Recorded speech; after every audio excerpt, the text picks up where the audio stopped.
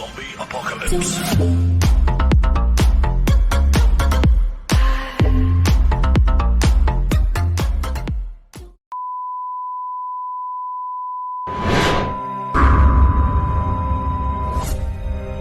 Assalamualaikum warahmatullahi wabarakatuh. Ibarat Iblis itu adalah dari bangsa jin. Surat apa itu? Surat Al-Kahfi. Allah sampaikan bahwa iblis itu sebenarnya adalah asalnya bangsa jin yang sangat soleh dan taat. Betul-betul soleh, taat. Tidak ada dosa yang dilarang Allah yang tidak mereka kerjakan. Hobi menumpahkan darah di mana-mana, membuat kerusakan di muka bumi. Lalu Allah Subhanahu wa taala utus para nabi-nabi, malah dibantainya nabi-nabi. Nabi-nabi dari bangsa jin juga ya, dibantai oleh mereka, dibunuh oleh mereka. Sampai pada limit terakhir, Allah perintahkan seluruh malaikat bala tentara tempur dari langit turun ke bumi. Habisi seluruh jin yang ada. Bumi akan diganti dengan penghuni baru. Bangsa jin sudah out of order, sudah nggak layak lagi untuk menjadi pemimpin dan pemakmur bumi. Disuruh malaikat-malaikat turun, malaikat-malaikat tempur. Walillahi junudus samawati, Allah memiliki bala tentara di langit, disuruh turun untuk ngabisin bangsa jin. Tahu enggak Bapak Ibu, siapa yang diangkat oleh Allah menjadi panglima perang? Namanya waktu itu belum iblis ya, namanya ketika itu masih Azazil. Ini adalah kitab tafsir Al-Hafiz Ibnu Katsir. Namanya saat itu masih bernama Azazil. Jangan kasih nama anaknya Azazil nanti. Lalu turunlah panglima perang ini, yaitu Azazil, dengan memimpin seluruh malaikat-malaikat tempur. Semua bangsa jin yang ada di muka bumi diratakan, dibunuh. Yang dibiarkan hidup oleh Allah adalah yang melarikan diri sembunyi, masuk ke gua-gua, masuk ke hutan, sembunyi di pulau-pulau, dibiarkan oleh Allah, jangan dikejar, biarkan saja mereka tersisa hidup. Nah, ini cikal bakal calon pelanjut bangsa jin ke depan ya. Lalu setelah selesai, malaikat-malaikat tempur kembali naik. Azazil juga naik ke atas. Bapak Ibu, Allah kemudian menyampaikan kepada mereka semua, inni ja'ilun fil ardi khalifah. Saya punya misi akan menciptakan pengganti baru yang akan memakmurkan bumi. Iblis merasa bangsanya sendiri sudah dihabisi, sekarang diganti, jadi nggak nyaman dia, diganti dengan makhluk baru. Dia coba hasut para malaikat yang ada, si Azazil ini, sampaikan pada Allah, nanti akan terulang kembali kisah lama. Orang kamu numpahkan darah, buat kerusakan, ya kayak lama-lama aja. Ya udahlah, kita aja lah, kita aja makhluk Allah, khusus nyembah Allah. Bahasa Azazil ini disampaikan oleh malaikat kepada Allah. Para malaikat menjawab, termasuk si Azazil, jubirnya Azazil, ya Allah, apakah kembali akan engkau ciptakan di muka bumi makhluk-makhluk baru yang nanti akan membuat kerusakan dan pertumpahan darah seperti yang sudah-sudah? Cukup kami ya Allah, cukup kami sebagai makhlukmu, kami akan menyembahmu seperti yang sudah-sudah. Kami tidak akan berbuat dosa seperti yang telah kau saksikan ya Allah. Lalu apa kata Allah? Inni a'lamu ma la ta'lamun. Saya ini sudah punya strategi dan rencana yang kalian tidak tahu. Dan kalian akan lihat apakah mungkin makhluk ini akan berbuat dosa jika dia punya bekal seperti yang akan berikut ini. Dengan kun fayakun, Adam pun tercipta. Dan iblis tahu, Azazil ini tahu dari apa Adam diciptakan. Seluruh mereka tahu dari tanah liat, saripati tanah liat. Tanah liat itu di bawah. Ya biasa posisinya dalam tanah, diinjak-injak dan agak sedikit bau. Lalu setelah jadi kun fayakun, Allah masukkan chips, ibarat kita bahasa sekarangnya, yang lengkap dengan informasi-informasi yang tidak diketahui oleh seluruh malaikat. Lengkap pengetahuannya tentang berkaitan dengan tauhid dan akidah, tentang perintah dan larangan, lengkap semuanya tahu. Apa itu cahaya, unsur-unsur cahaya, tahu Adam. Apa itu angin, ada apa bagian angin, segala macam manfaat dan mudarat angin. Dan apa itu malam, apa itu siang, apa itu bebuat, semuanya lengkap. Sehingga ketika selesai diuji.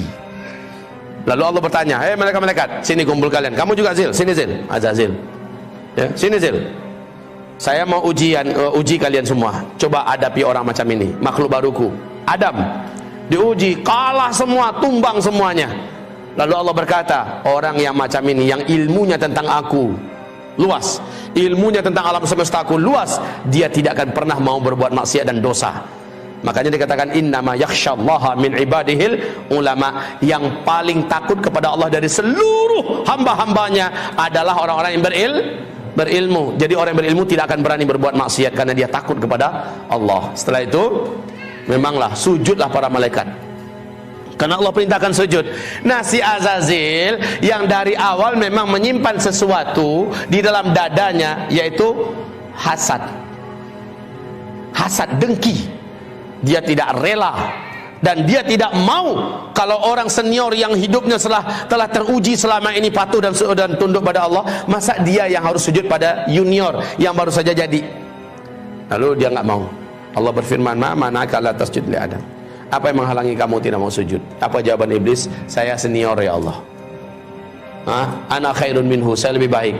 Kan nggak mungkin lah. Khalaqtani min nar wa khalaqtahu min tin. Karena nggak mampu menjawab tentang masalah ilmu, dia mencoba mengandalkan dirinya dari unsur penciptaan. Saya kau ciptakan dari api. Api itu terhormat ya Allah. Allah pula mau diajarinya. Api itu letaknya di atas, terhormat, nggak berani orang permainkannya. Dia sangat berwibawa, anggun.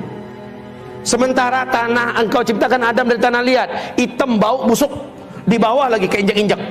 Masa iya api sujud pada tanah? Sorry ya Allah.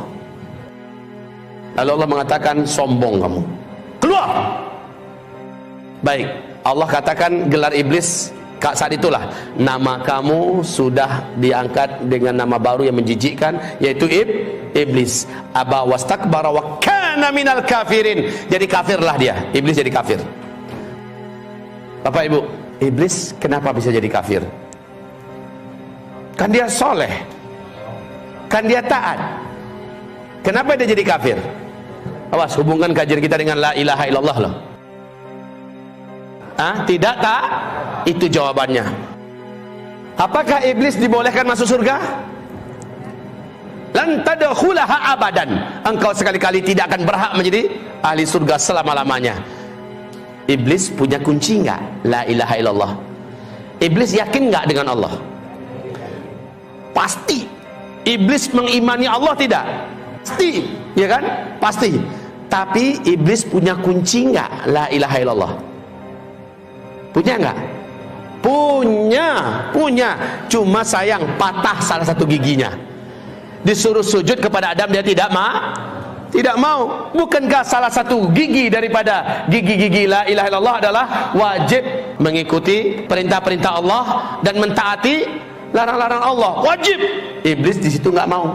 Sujud kepada Adam itu nggak mau dia. Satu saja syahadat Allah yang ditolaknya menjadikan dia dikatakan Allah kafir. Awas, ini zaman banyak nggak orang menolak ayat Allah. Ini zaman banyak tidak orang menolak syariat Allah. Banyak. Ini zaman banyak tidak ulama-ulama kiai-kiai yang berani-beranian melecehkan, menghina, menyudutkan ayat-ayat Allah. Banyak tidak? Banyak. Nasib orang itu bagaimana menurut Allah? Sama nggak dengan iblis? Buka surat Muhammad ayat 8 ayat 9. Surah 47 ayat 8 ayat 9. Allah katakan dalam ayat itu, siapa yang membenci satu saja di antara ayat Allah, kafir dia.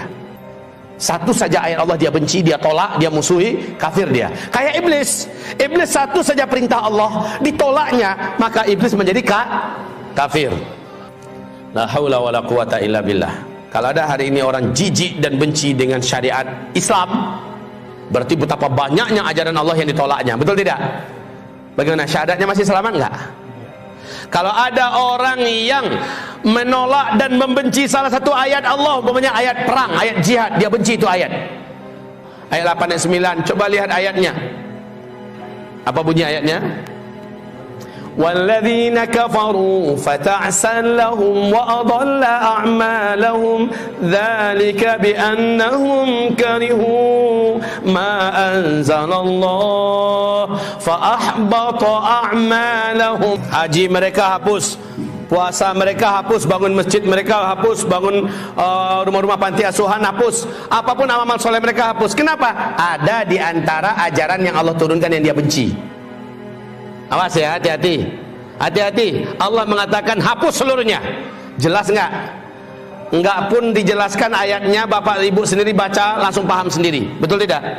Orang-orang yang membenci ayat-ayat kami, orang-orang yang membenci syariat kami, bagian yang mana sajalah syariat yang dibencinya, maka Allah katakan batal seluruh amalnya, batal seluruh kesolehannya. Haji tiap tahun batal, puasanya selama 35 tahun batal pahalanya, sedekah infaknya, bangun masjidnya di mana-mana batal seluruhnya. Kenapa? Ada di antara ayat atau syariat Allah yang dibencinya. Hati-hati, hati-hati, hati-hati kaum muslimin.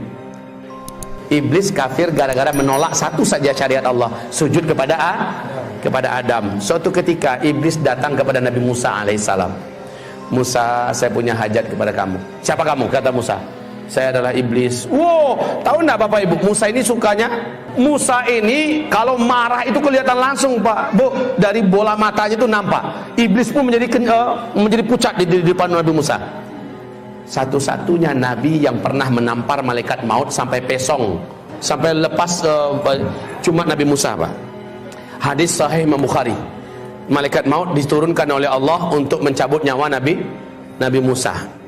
Pas datang malaikat maut, karena jadwalnya belum, tapi malaikat maut ini masih mengintai-intai. Nampak oleh Nabi Musa, dia akan menampakkan wujud nih, nampak Nabi Musa, sorot matanya membuat merinding.